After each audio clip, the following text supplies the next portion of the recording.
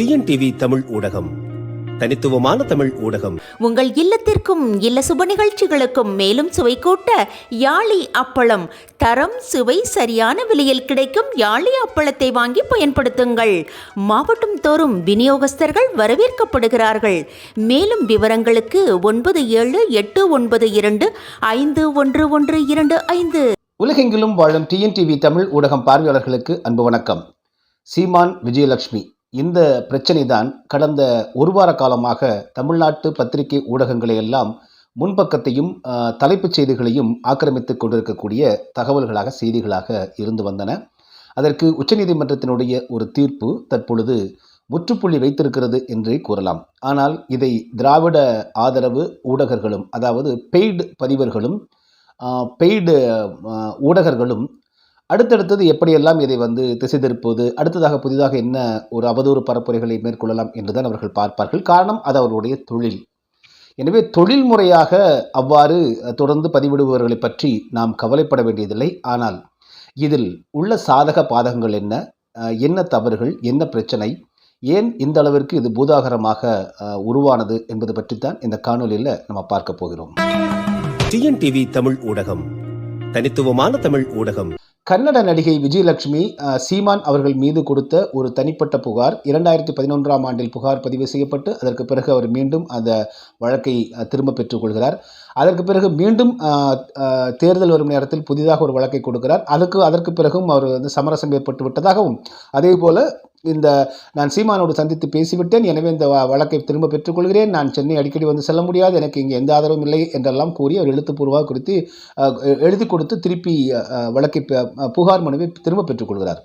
அதற்கு பிறகு மூன்றாவது முறையாகவும் இதே போல் நிகழ்ந்ததால் ஒவ்வொரு முறையும் தேர்தல் வரும்போதெல்லாம், குறிப்பாக திமுக திராவிட கட்சியினர் அவர்களுக்கு தேவைப்படும் போதெல்லாம் சீமானுக்கு எதிராக விஜயலட்சுமியை முன்னிறுத்திய காரணத்தினால் சீமான் என்ன முடிவெடுத்தார்னா, இதற்கு ஒரு முற்றுப்புள்ளி வைக்க வேண்டும். எனவே தாமாக முன் சென்று முதல்ல இந்த முதல் தகவல் அறிக்கையான இந்த வழக்கை நீங்கள் ரத்து செய்ய வேண்டும் அப்படின்னு உயர்நீதிமன்றத்தில் ஒரு மனு தாக்கல் செய்கிறார்.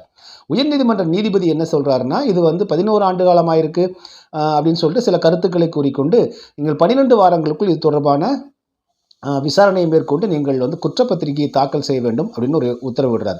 இந்த உத்தரவை எதிர்த்து உச்சநீதிமன்றத்தை அணுகுகிறார் சீமான்.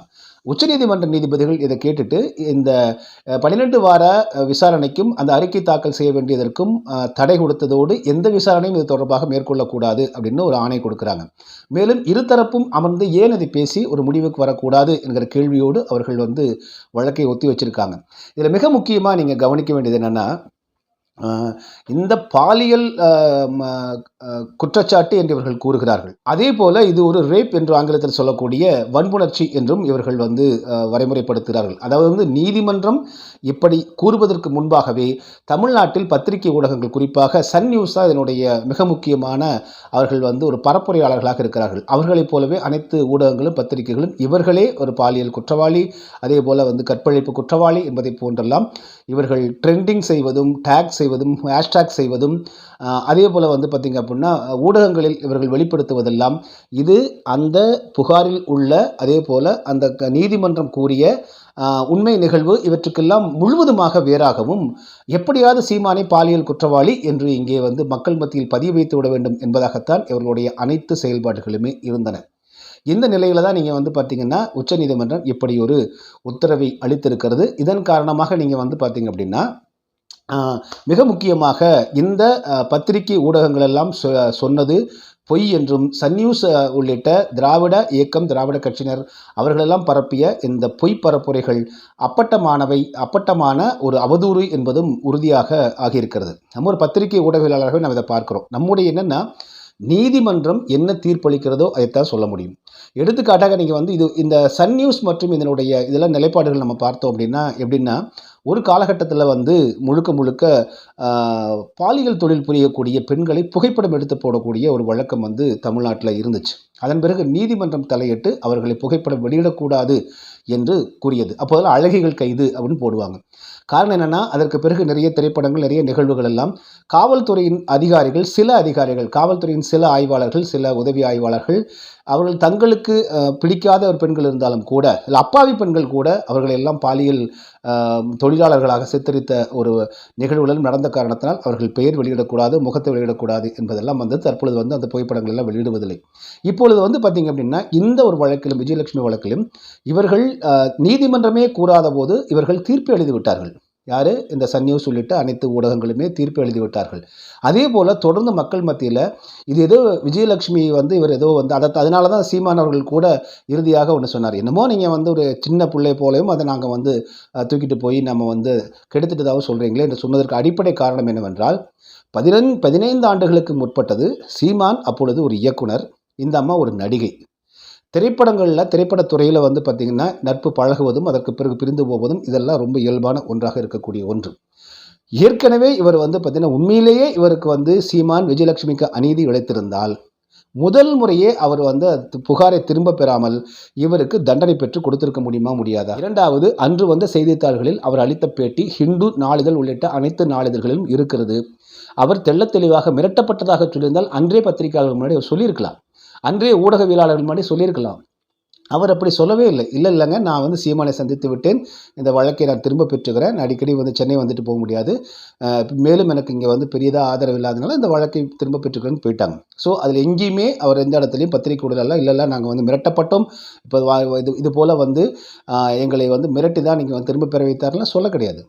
ரெண்டாவது, 2-3 முறை திரும்ப பெறப்பட்ட ஒரு வழக்கை மறுபடியும் 15 ஆண்டுகளுக்கு பிறகு தூசி தட்டி இதற்கிடையில் வந்து பார்த்திங்கன்னா சீமான் அவர்களுக்கு திருமணமாகி இன்று அவர் வந்து கிட்டத்தட்ட சீமான் தோள் அளவுக்கு வளர்ந்த ஒரு மகன் இருக்கிறார். அவர் மனைவியோடு அமைதியாக வாழ்ந்து கொண்டிருக்கிறார்கள். இப்பொழுது முழுக்க அவர் சினிமா இயக்குனர் அல்ல, தற்பொழுது ஒரு தமிழ் தேசிய கட்சியினுடைய தலைமை ஒருங்கிணைப்பாளராக செயல்பட்டு கொண்டிருக்கிறார்.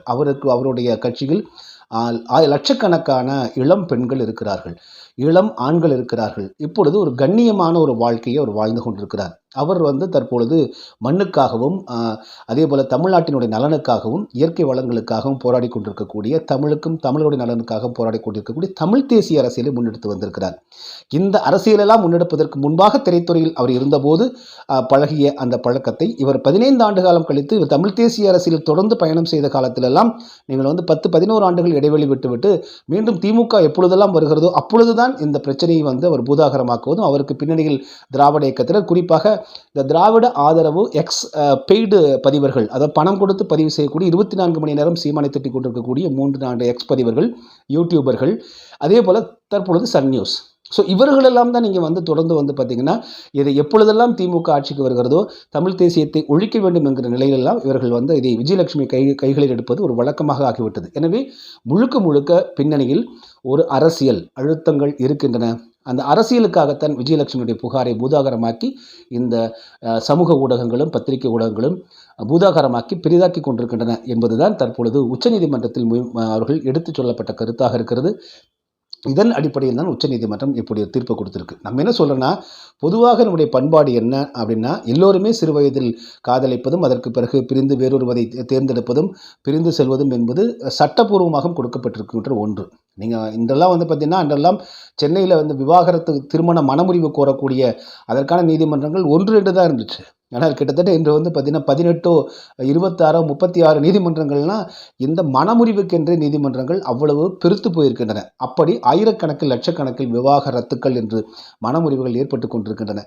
இப்படிப்பட்ட நிலையில் இன்று குறிப்பாக இதே வந்து பார்த்திங்கன்னா பெரியாரிய திராவிடவாதிகள் தான் இந்த கௌசல்யா, உடுமலை சங்கருடைய மனைவி கௌசல்யா, அதே போல் பறையசை கலைஞர் சக்தி ஆகியோர் வந்து பார்த்திங்கன்னா அவர் ஒரு திருமணம் இவர் ஒரு திருமணம், சக்தி வேறொரு பெண்ணை காதலித்து கொண்டிருக்கும் போதே கௌசல்யாவை மணந்தார் என்றெல்லாம் பிரச்சனையாகி அதற்கு கொளத்தூர் மணியும் தோழர் தியாகம் எல்லாம் சென்று விசாரணை மேற்கொண்டு அவர்கள் இருவரும் ஆமாம் நீ செய்ததும் தவறு, எனவே நீங்கள் என்ன பண்ணிடுங்க, ஒரு 3 லட்சமே நம்ம தண்டம் கட்டி விடுங்கள், அது தவணை முறையில் கொடுத்து விடுங்கள், பஞ்சாயத்து எழுதி கிராம பஞ்சாயத்து போல மரத்தடி பஞ்சாயத்து போல பஞ்சாயத்து செய்து அவர்கள் பிரித்து விட்டார்கள். இப்படி இவர்களே இப்படிப்பட்ட பல சமூக சீர்திருத்த திருமணங்கள் என்ற பெயரில் சமூக சீர்திருத்த மனமுறிவுகளையும் இவர்கள் செய்து வைத்து பஞ்சாயத்து செய்து அதற்கு தண்டமெல்லாம் வசூல் செய்திருக்கிறார்கள். ஆனால் இதையெல்லாம் எந்த ஒரு திராவிடவாதிகளும் திராவிட பத்திரிகை ஊடகவியலாளர்களும் கேள்வி எழுப்பியதில்லை.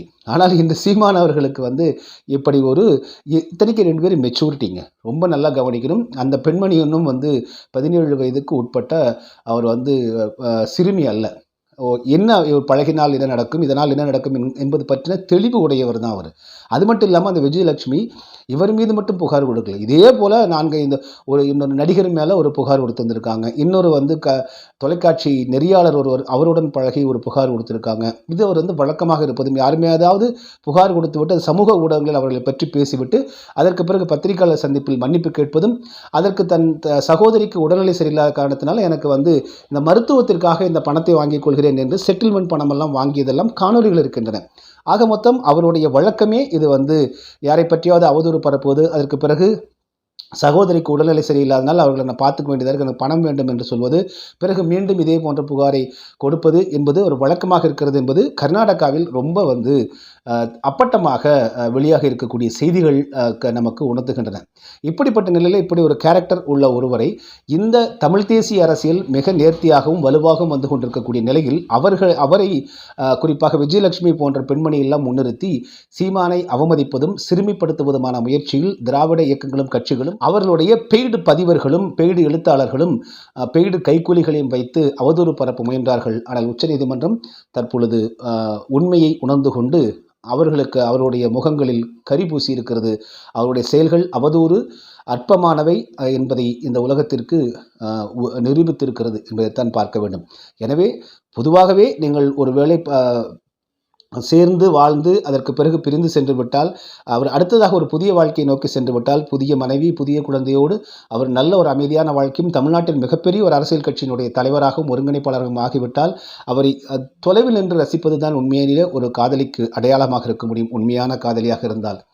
அல்லது அவர் செய்தது தவறு என்றால் முதல் புகாரிலேயே அவரை நீதிமன்றம் வரையிலும் கொண்டு சென்று அவருக்கு தண்டனை பெற்றுக் கொடுத்திருக்க வேண்டும். இரண்டையுமே செய்யாமல் இவர் இன்ஸ்டால்மெண்ட்டில் மாதத்திற்கு ஒரு முறையும் திமுக திராவிடம் கட்சி ஆட்சிக்கு வரும்போதெல்லாம் மட்டும் அவர் வெளியே புகார் கொடுப்பதும் காணொலிகள் இடுவதும் அதற்கு பிறகு அவதூறாக பேசுவதும் என்பதெல்லாம் பார்த்தீங்கன்னா இவர் பேசுவதையெல்லாம் திராவிட கட்சி ஊடகங்கள் அதை வெளிப்படுத்துவதும் அதை ஹேஷ்டாக் செய்வதும் அதை சன் நியூஸ் ஒளிபரப்புவதுமான இது போன்ற நிகழ்வுகள் எல்லாம் தான் இது அரசியல் பின்னணியை கொண்டது. அதே போல அரசியல் சூழ்ச்சி காரணமாகத்தான் அவருக்கு தற்பொழுது இந்த திராவிட இயக்கங்கள் கட்சிகளும் விஜயலட்சுமிக்கு பின்னணியில் இருந்து கொண்டு சீமானுக்கு அழுத்தங்களை கொடுத்தார்கள் என்பதும் உறுதியாகிறது. இதுபோன்ற அற்ப அரசியலை திராவிடம் கைவிட்டுவிட்டு தன்னந்தனியாக தனித்து திமுக நின்று தேர்தலில் வெற்றி பெற்று ஆட்சி அமைக்க முடியுமா என்ற முயற்சி செய்யலாமே. மீண்டும் மற்றொரு காணொளியில் உங்களை சந்திக்கிறேன். அதுவரை நன்றி, அன்பு, வணக்கம். டிஎன்டிவி தமிழ் ஊடகம், தனித்துவமான தமிழ் ஊடகம்.